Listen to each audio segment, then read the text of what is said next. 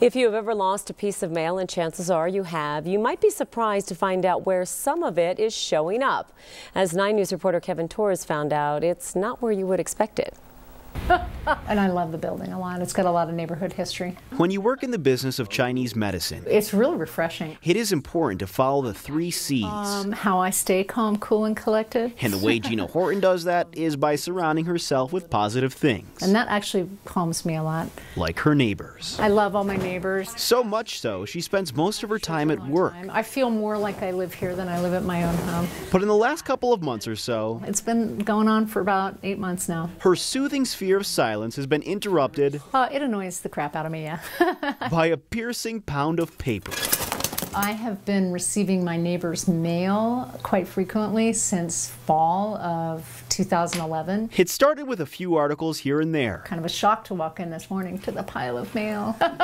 and then grew into something much larger. When I came in this morning, there was a huge pile of mail on my desk, and it was everyone on the block. We're not talking about just a few homes. I'm at 1301 South Clayton, and I had, I believe, all the way up to 1380. Gina says some of the mail included personal information. I would never want anyone to get my mail. Who knows what's in it, even a credit card offer or anything like that. The post office was apologetic. The postmaster told us, "We do have a lot of vacancies, and the post office hasn't been hiring, but that doesn't excuse anyone from not reading the mail correctly." We're all trying to live our lives, not do the mail's job. Gina forgave them, but wonders whether it will happen again.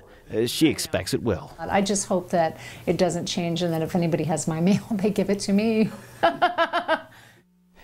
The post office says that particular section of Denver hasn't had a consistent carrier since November.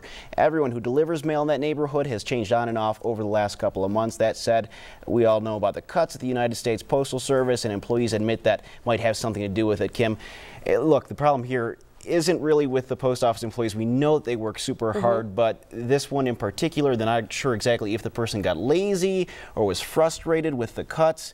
But 60 pieces of mail is what she received today, this morning, when she saw everything there, and it is quite a bit. No kidding. And what sometimes that's happened to us, where you save your neighbor's mail and you think, oh, this could be that important, but I'll get around to getting it back to them. Yeah. What if it is, you know? I mean, it's the same thing of what we do with junk mail sometimes. Sure. And she said today that she saw some articles that involved maybe a paycheck or some credit card information. So if it got into the wrong hands, I mean, luckily it got into Gina's hands, but if it was in somebody else's hands, could have been a really weird situation. Okay. All the way around, she was like, what? Is it Christmas here or what? Thanks, Kevin. You're welcome.